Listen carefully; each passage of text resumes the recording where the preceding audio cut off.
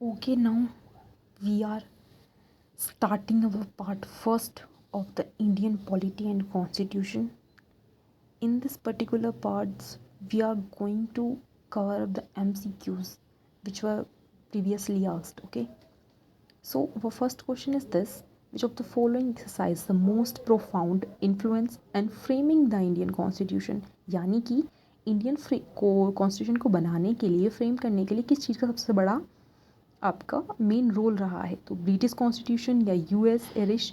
तो हमारा जो मेन रोल रहा है वो हमने बहुत सारी चीज़ें गवर्नमेंट ऑफ इंडिया एक्ट 1935 से ली हैं। इस वाले एक्ट को हम बाद में पढ़ेंगे, बट बेसिकली इसका मेन हम जान लेते हैं। 70% चीज़ें हमने 1935 के गवर्नमेंट ऑफ इंडिया एक्ट्स के ही द्वारा हमने ली हैं। इस वक्त आपका गवर्नमेंट यानी कि जो उस वक्त ब्रिटिश रूल था उसके ऊपर थोड़ा सा प्रेशर डाला गया था आपका सेंट्रल की तरफ से, यानी कि ब्रिटेन की पावर की तरफ से, कि गवर्नमेंट का मेन रोल होना चाहिए। इसके थ्रू आपकी कुछ चीज़ें जो ऐड की गई हैं in our constitution, these were the federal scheme, आपका गवर्नर का ऑफिस होना चाहिए, ये सब इमरजेंसी, आपका इमरजेंसी पावर्स में जो भी आपकी पावर्स कम होती हैं, बढ़ती हैं, किसकी बढ़ती है किसकी कम होती है, ये सब आपकी इस एक्ट के थ्रू ही हमारे इंडियन कॉन्स्टिट्यूशन में अडॉप्ट की गई हैं। तो correct answer was the government of India act 1935। इसका आपका मेन रोल रहता है to frame our Indian constitution. Okay, now हमारा हम next question is our how does the constitution of India describe India as? Indian constitution में जब आप start करते हैं तो इंडिया को आपका क्या कहा जाता है? इंडिया को हम इंडिया स्टार्ट करते हैं तो हम ये कहते हैं इंडिया दैट इज़ भारत। तो अगर हम अपने ऑप्शंस में देखें, क्या ये ऑप्शन है कि that is Bharat? Okay, so basically हमारे जो 4 ऑप्शन हैं उनमें ये टर्म मेंशन नहीं है। सो बेसिकली आपका क्या हुआ कि जैसे ही आपका इंडियन कॉन्स्टिट्यूशन बना, यानी कि इंडिया के टोटली प्योरली इंडिया के लोगों ने जैसे बनाया, उसमें आपका गवर्नमेंट ऑफ इंडिया एक्ट 1935 को टोटली अबॉलिश कर दिया गया। ठीक है, यानी कि जो जब से चला आ रहा था गवर्नमेंट ऑफ इंडिया एक्ट, जिसके थ्रू आपका ब्रिटिश रूल कर रहे थे, उसको आपका रिप्लेस कर दिया गया। ठीक है, कॉन्स्टिट्यूशन के द्वारा।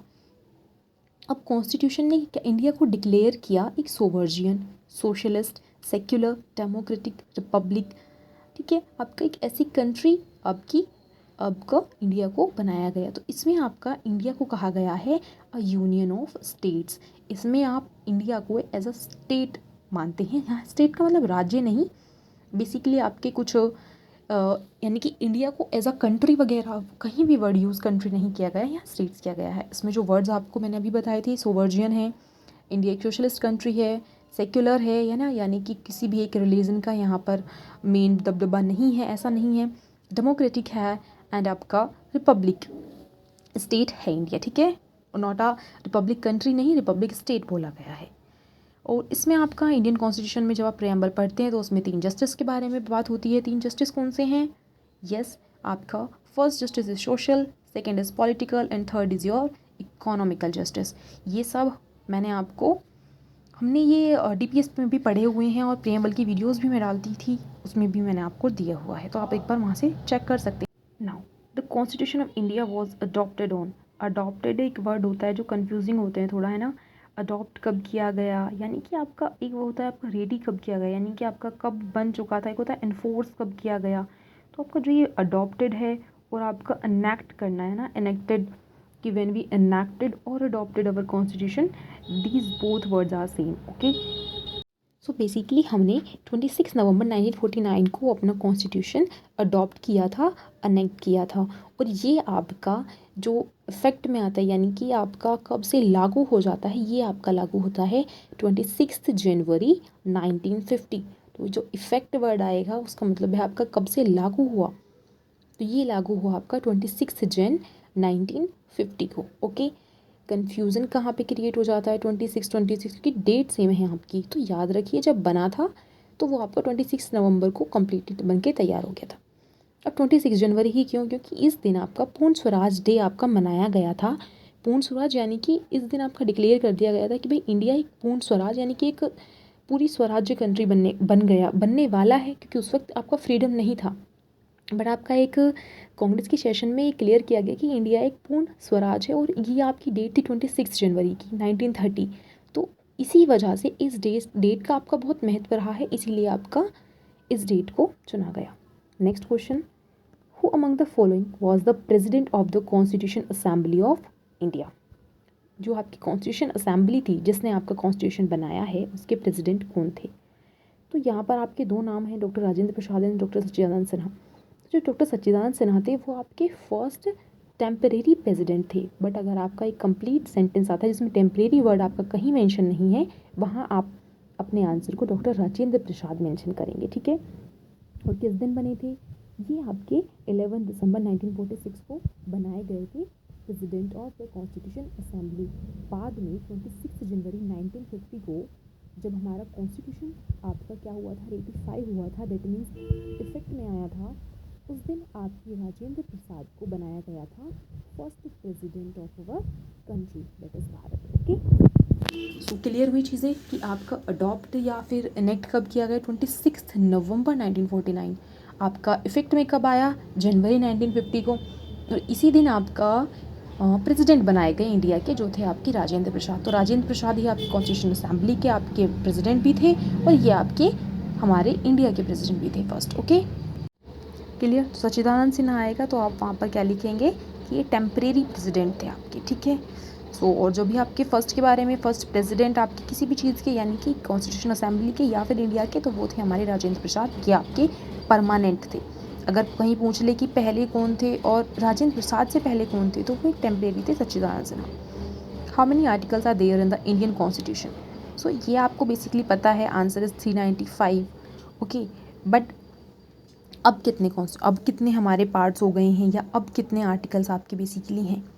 सो इंडिया का जो कॉन्स्टिट्यूशन है वो आपका किसी भी सोवर्जिन कंट्री का सबसे ज़्यादा लॉन्गेस्ट रिटन कॉन्स्टिट्यूशन, कि सबसे बड़ा कॉन्स्टिट्यूशन है। मेरा क्वेश्चन आपसे ये है कि इंडिया का कॉन्स्टिट्यूशन कितने दिन में बन के रेडी हुआ था और उसमें आपका कितनी लागत आई थी, यानी कि कॉस्ट कितनी थी आपका टोटल बनाने के लिए। ओके, सो 395 हमारे करेक्ट आंसर होगा। आर्टिकल्स कितने हैं हमारी कॉन्स्टिट्यूशन में, 395। प्रेजेंट अगर पूछे, यानी कि 2012 के टाइम के बाद से आपके जो आर्टिकल्स हैं वो हमारे हैं 448, ठीक है। 22 पार्ट्स इंडिया कॉन्स्टिट्यूशन में मेंशन है, 12 शेड्यूल्स आपके मेंशन किए गए हैं एंड 100+ अमेंडमेंट्स आपके इंडियन कॉन्स्टिट्यूशन में मेंशन है। नाउ क्लियर हुआ, प्रेजेंट में कितने 448 और ये आपके 100 अमेंडमेंट्स होने की वजह से आपके बढ़ गए हैं, ठीक है। अब आप मेरा क्वेश्चन आपसे अगेन है कि जो लास्ट अमेंडमेंट हुआ है हमारे कॉन्स्टिट्यूशन में वो कौन सा है, और अगर आपने अभी तक अमेंडमेंट कैसे होता है, इसके लिए आपका कितनी ज़्यादा आपकी मेजॉरिटी चाहिए होती है या सिंपल मेजॉरिटी, स्पेशल मेजॉरिटी नहीं देखा है, तो आप प्लीज़ इसको गो थ्रू कर लेना। मैंने वीडियो डाली हुई है पहले पॉलिटी की वाली।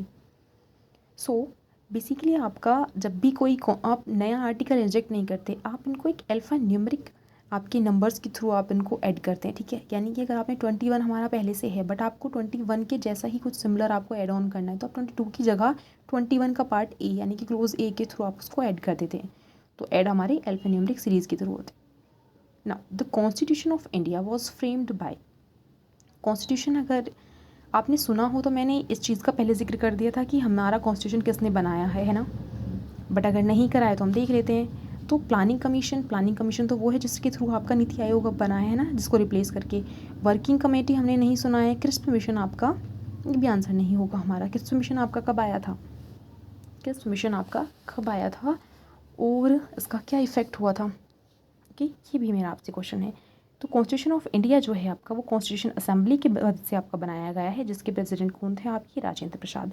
कॉन्स्टिट्यूशन असेंबली आपकी 9 दिसंबर 1946 को बनके तैयार हो चुकी थी, जिसकी हेल्प के थ्रू आपका बनाया गया हमारा कॉन्स्टिट्यूशन ऑफ इंडिया, ठीक है। बेसिकली इस पर इफेक्ट किसका था। सो क्या होता है कि इंडियन लीडर्स जो थे और कुछ मेंबर्स थे जो कैबिनेट मिशन के, वो आपका एक कंबाइंड प्लान बनाते हैं, जिसकी वजह से आपका इंडियन कॉन्स्टिट्यूशन बनना स्टार्ट कराया जाता है, ठीक है। सो 26 नवंबर 1949 आपकी वो डेट थी जब आपका ये अडॉप्ट किया गया था, ओके। 26 जनवरी 50 आपकी वो डेट थी जब आपका ये केम इनटू इफेक्ट आया था, यानी कि आपको इसका पूरे इंडिया में आपका लागू कर दिया गया था, ओके। सो आई होप हमने कई बार ये बात कर ली है कि भाई आपका 1949 में अडॉप्ट हुआ था, 1950 में इफेक्ट हुआ था, तो आई होप आपके माइंड में ये बात स्टक कर गई होगी। Now first country to make constitution is, अब कॉन्स्टिट्यूशन था सो बेसिकली आपका स्टार्ट कहाँ से होता है कि भाई एक कॉन्स्टिट्यूशन होना चाहिए जिसके थ्रू आपका कंट्री रूल करे या फिर कंट्री उस हिसाब से चले, तो ये कहाँ बनाया गया। क्वेश्चन डायरेक्ट था तो इसलिए मैं बता देती हूँ, डायरेक्ट आंसर इसका क्या हो गया था हमारा, यूएसए। तो USA was the first country जिसके पास खुद का कॉन्स्टिट्यूशन था। इसने ही हमारा आपका कॉन्स्टिट्यूशन बनाने के लिए जो आपकी एक तरीके से नींव रखी वो आपका यूएसए ने रखी है। ओके, तब जाके आपका धीरे धीरे फिर और भी आपकी कंट्रीज़ कॉन्स्टिट्यूशन बनाती गई। Next is the method of impeachment of the president of India is adopted by. अगर आपको प्रेसिडेंट को हटाना हो तो आप डायरेक्ट ये नहीं कह सकते भाई आप ये नहीं काम कर रहे तो आप हट जाओ, ठीक है। बेसिकली एक इम्पीचमेंट आपका प्रोसीजर होता है, तो ये हमने लिया है यूएसए से। यूएसए में बेसिकली आपका प्रेसिडेंशियल रूल चलता है, ठीक है। यानी कि वहाँ पर जो आपने सुना होगा, कभी भी आपने यूएसए के प्राइम मिनिस्टर का अगर मैं नाम पूछूँ तो आप नहीं बता पाएंगे, राइट। बट अगर यूएसए के प्रेसिडेंट का नाम पूछो तो हम बता सकते हैं। तो बेसिकली आपको एक ये नॉर्मल सी चीज़ होती है ट्रिक याद करने की कि भाई जिसका आप नाम बहुत ज़्यादा पॉपुलर सुनते हैं तो बेसिकली गवर्नमेंट आपकी उसी के थ्रू डोमिनेटेड होती है। ओके, सो नाउ अब हम कुछ ये देख लेते हैं कि कुछ सोर्स ऑफ कॉन्स्टिट्यूशन देख लेते हैं जिसके थ्रू आपका इन हमारे कॉन्स्टिट्यूशन में जो चीज़ें ऐड ऑन की गई हैं वो आपकी कहाँ कहाँ से ली गई हैं, ठीक है। क्योंकि हमने कुछ पढ़ा था कि 1935 का सबसे ज़्यादा रूल रहा है। सो हमारा basically first is our Ireland, ठीक है। आयरलैंड से हमने क्या लिया, एलिस डीपी इज़ नंबर 1। ये क्या है, ये हमने लिया नहीं है, ये आपकी ट्रिक है। ओके, इसके थ्रू आप याद कर सकते हैं। इलेक्शन ऑफ प्रेसिडेंट हमारा हो गया, डीपीएसपी हमारा हो गया, डीपीएसपी हमने वहीं से लिया है, डीपी से याद कर सकते हैं। और अगर हम नंबर की ऐसा करती हूँ मैं, हम इसको एक आपका अलग से एक स्लाइड में देखते हैं, ठीक है। सो यहाँ पर मैंने आपके सारे कंपाइल कर दिए हैं, और अगर जो बच जाएं तो आप उतने याद करने पे फोकस कीजिए जितने हैं, फिर जो बचेंगे आपको याद रहेगा कि वो हमने इसमें पढ़े थे तो इसके नहीं है, ठीक है। सो आयरलैंड का हमने पढ़ लिया था। ब्रिटेन का Parle biscuit and sign by is a complex rule. Parle से पार्लियामेंट्री गवर्नमेंट, आपका आर जो था उससे हम रूल ऑफ लॉ याद करेंगे। बाइकैमेलिज्म हमारा बिस्किट के बीआई से याद करेंगे, और एससीआई से हम याद करेंगे सिंगल सिटीजनशिप। ओके, बाइकैमेलिज्म का मतलब 2 हाउस होते हैं, lower house and upper house.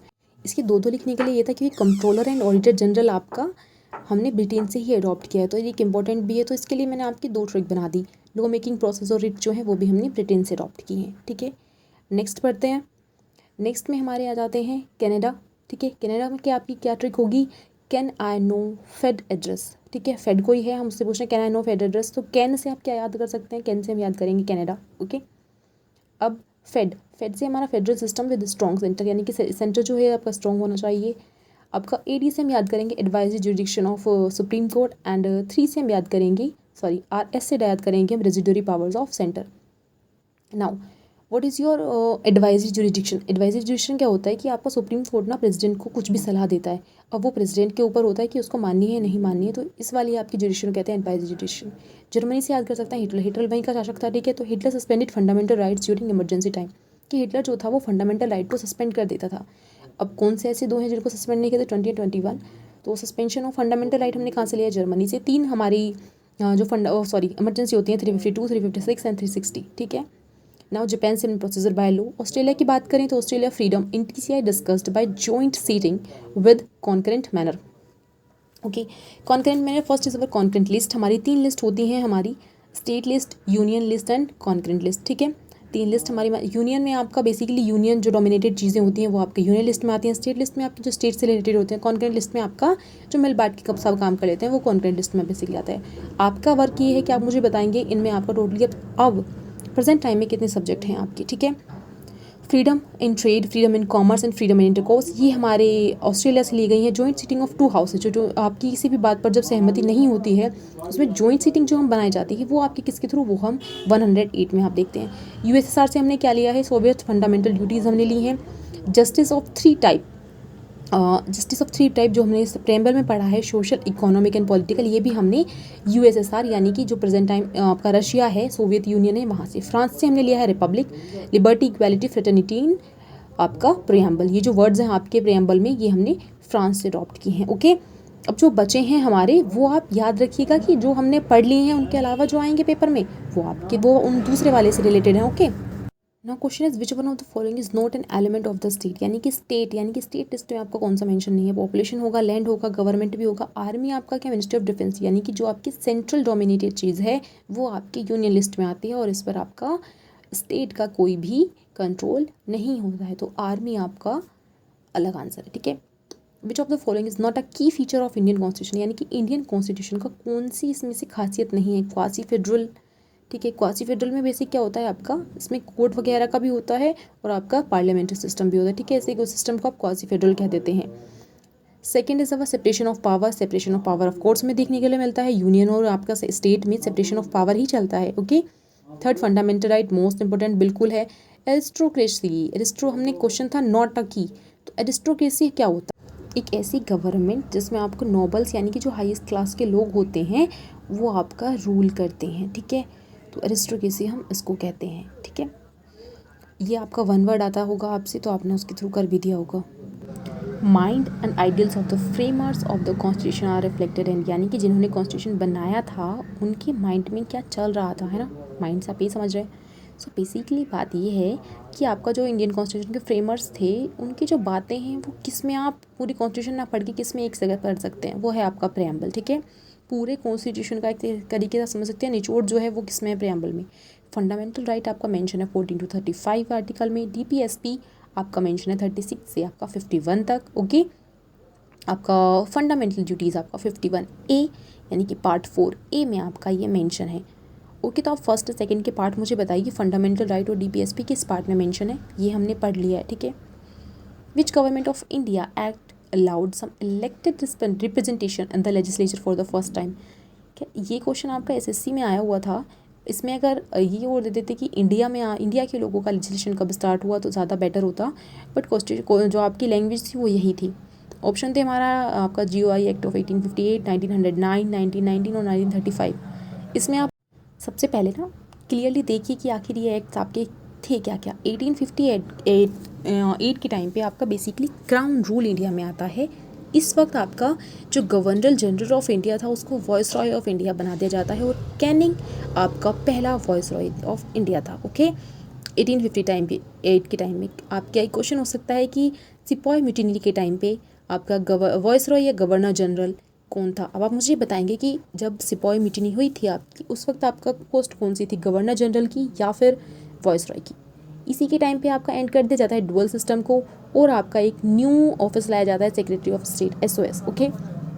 वहीं हम बात करें 1909 के एक्ट की, इसको कहते हैं आप Morley Minto reform.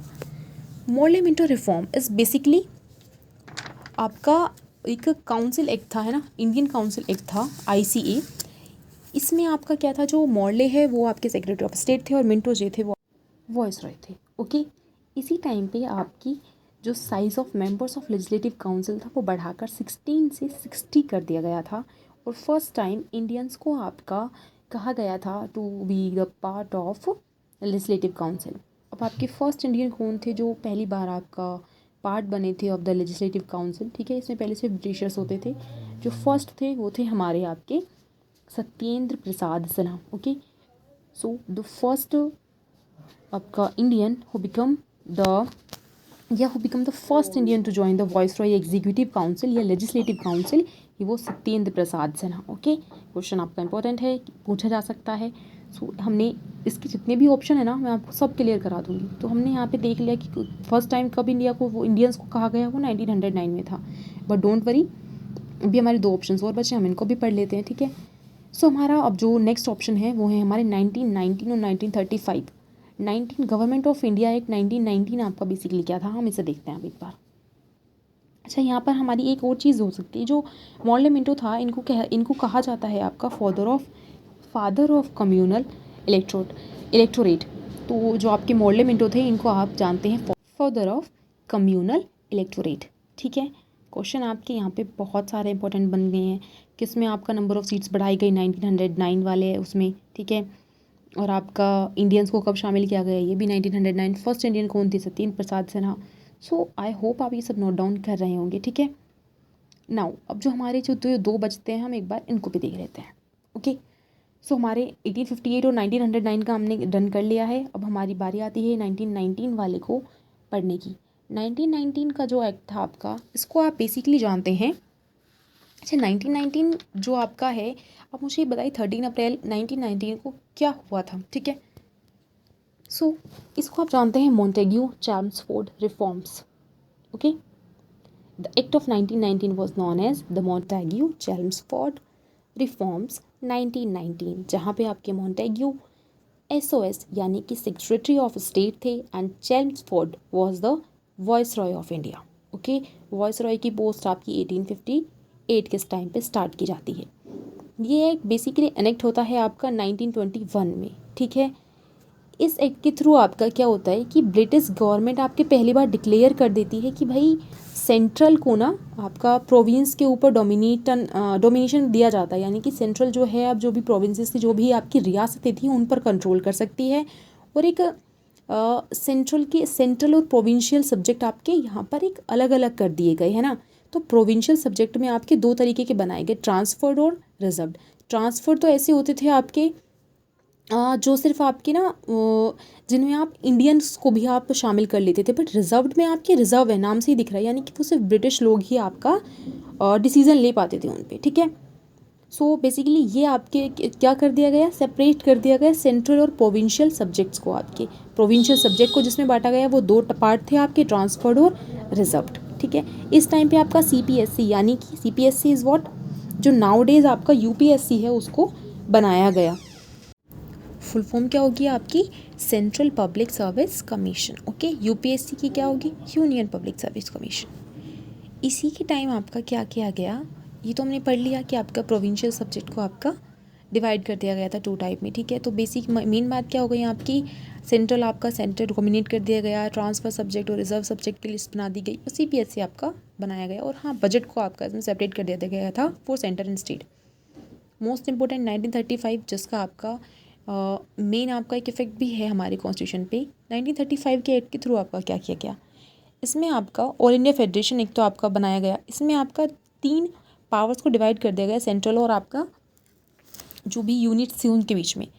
Federal list बनाई गई, प्रोविंशियल लिस्ट बनाई गई और कॉन्करेंट लिस्ट बनाई गई। अब उस टाइम पे जो इनमें सब्जेक्ट थे आपके वो थे 59, 54 एंड 36। सेकेंड चीज़ आपकी क्या की गई, रेज्यूटरी पावर वो गिवन टू वॉइस रॉय। जो रेज्यूटरी पावर थी आपकी वो वॉइस रॉय को दे दी गई, ठीक है।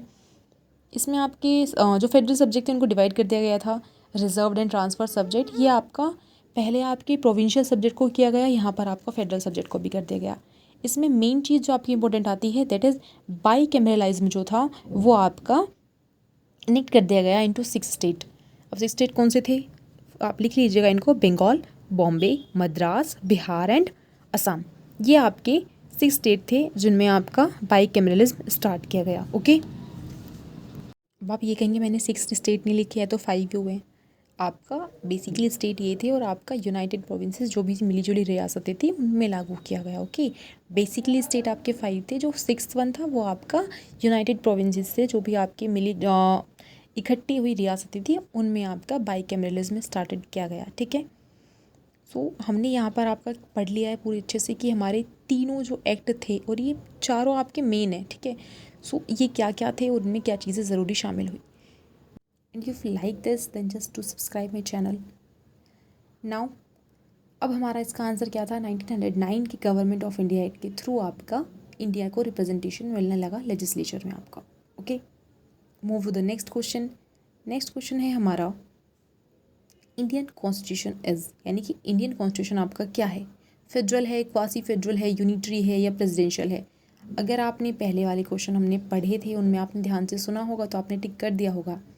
एलिमिनेट करें तो प्रेसिडेंशियल नहीं है, यूएसए में होता है, यूनिटरी नहीं है क्योंकि स्टेट की पावर भी है, क्वासी फेडरल और फेडरल क्या होता है, क्वासी फेडरल बेसिकली आपका वहाँ होता है जहाँ आपका सुप्रीम कोर्ट आपका यानी कि जुडिशरी पावर भी आपकी फोर्स में होती है, तो इंडिया में है। फेडरल का मतलब होता है ओनली पार्लियामेंट्री सिस्टम आपका इनेक्ट हो रहा है, ठीक है।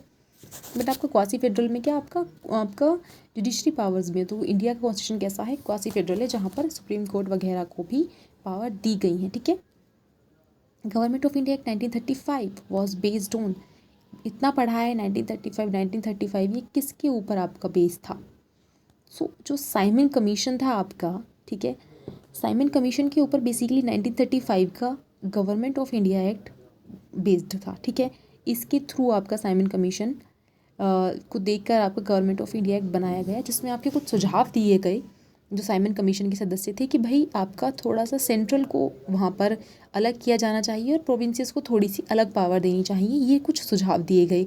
बट आप सोच सकते हैं कि प्रोविंसेस को कितनी ही पावर अलग दे दी गई होंगी। बेसिकली वही था, कुछ रहना वही है, बट दिखाने के लिए कुछ कर दिया गया कि भाई डायरार्की वगैरह अबॉलिश कर दो, ठीक है, डुअल सिस्टम जिसको हम कहते हैं इसको अबॉलिश कर दो, थोड़ा सा सेंट्रल और प्रोविंसेस को अलग अलग पावर्स दे दो, बट इतनी पावर्स नहीं, बट थोड़ा सा एक स्टार्टिंग की गई कि भाई इसको अलग अलग कर दियो। तो ये बेसिकली आपका साइमन कमीशन के ऊपर था। Now who describe the government of India 1935 act as a new charter of bondage. So government of India act को किसने बताया एक बॉन्डेज, ठीक है। तो ये क्वेश्चन डायरेक्टली था, आता है तो आता है, नहीं आता तो नहीं आता, तो इसमें जवाहरलाल नेहरू हमारा आंसर होंगे। सो जवाहरलाल नेहरू ने क्या हुआ, जो फैजपुर का सेशन ये प्रेसिडाइज कर रहे थे आपका, फैजपुर का सेशन कब हुआ था, 1936 दिसंबर, ओके। तो फैजपुर के सेशन में जब कांग्रेस का सेशन हुआ था, जिसको प्रेसिडाइज आपका कर रहे थे पंडित जवाहरलाल नेहरू, तो इन्होंने क्या किया था कि गवर्नमेंट ऑफ इंडिया एक्ट को इन्होंने कहा था कि ये the new charter of bondage है ना, which was being imposed upon them despite complete rejection, ठीक है, कि भाई इसका बहुत ज़्यादा विरोध किया गया, उसके बावजूद इसको क्या किया गया, अनेक्ट किया गया था इंडियंस पर। Who is custodian of Indian constitution, custodian कह लिए या आप कह सकते हैं गार्जियन। गार्जियन से हम डायरेक्ट पता था कौन है गार्जियन हमारे इंडियन कॉन्स्टिट्यूशन का, यानी कि कुछ भी आपका कोई भी फंडामेंटल राइट या कुछ चीज़ नहीं इनेक्ट होती तो हम कहाँ जाते हैं, सुप्रीम कोर्ट। सुप्रीम कोर्ट नहीं था तो हमने क्या मेंशन किया, chief justice of India, okay. तो चीफ जस्टिस ऑफ इंडिया क्या है, कस्टोडियन है हमारे इंडियन कॉन्स्टिट्यूशन के। Now move to the next question हमारा। ये क्वेश्चन हमारा इजी था, है ना। इसमें आपका सुप्रीम कोर्ट के थ्रू आप ये भी समझ सकते हैं कि सुप्रीम कोर्ट की कुछ आपकी पावर्स होती हैं, जिसमें आपकी सबसे ज़्यादा इंपॉर्टेंट क्या होती है, एडवाइजरी जुरिडिक्शन। एडवाइजरी जुरिडिक्शन आपका 143 में मेंशन है। इसके थ्रू आपका क्या, सुप्रीम कोर्ट आपका प्रेसिडेंट को सुझाव दे सकता है, बट प्रेसिडेंट के ऊपर मैंडेटरी नहीं है कि वो इसको माने या नहीं माने, वो इनकार भी कर सकते हैं और मानने को मान भी सकते हैं। 141 में आपका इसमें वाइस प्रेसिडेंट और प्रेसिडेंट के बीच में कभी कुछ मतभेद हो जाता है तो उसको सुलझाने के लिए बीच में कौन आता है, आपका सुप्रीम कोर्ट। ये आपका 141 में मेंशन है, ओके। सो यहाँ ये क्वेश्चन खत्म होता है। Move to our next question. अब आप इकट्ठी सब चीज़ें याद करने की जगह ना जो भी ऑप्शंस आते रहें उनको आप थोड़ा सा ज़्यादा ध्यान से पढ़ लीजिए, तो एटलीस्ट आपको उतना याद हो जाएगा।